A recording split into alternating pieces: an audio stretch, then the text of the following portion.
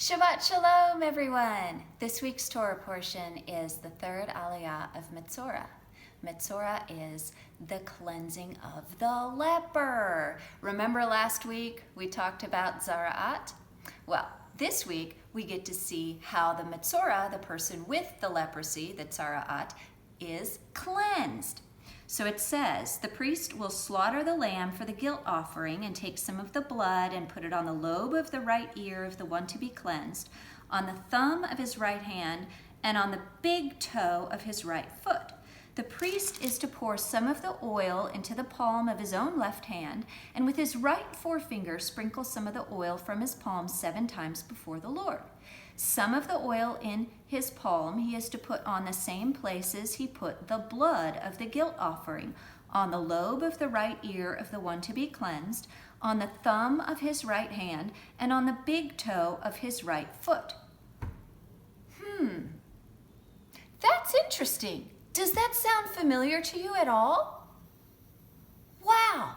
When the priest is consecrated, the same thing happens. The blood is put on his ear and on his thumb and on his toe. But is the Metzora a priest? No. Well, that's very interesting. So why do you think that Adonai is having the Metzora, the unclean person with the Zara'at, the leprosy? Why is this person cleansed in the same way that the high priest is anointed when the Metzora is not a priest? And you know what else is interesting? The kings also get anointed in a similar way. In 1 Samuel chapter 10, King Saul, and in chapter 16, King David are also anointed with oil. So let's see, the application of the blood and of the oil for a priest and for a king. That really doesn't describe a regular person, does it?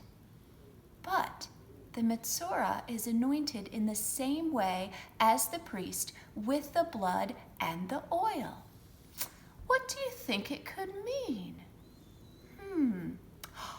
Well, do you remember when Adonai took his people out of the land of Egypt and he brought them to Mount Sinai, and he said in Exodus chapter 19 verse 6, "You will be for me a kingdom of priests and a holy nation."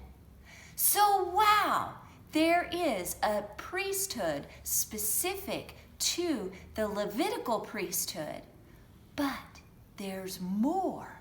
There is also a priesthood of those who are following Hashem. Let's look at that.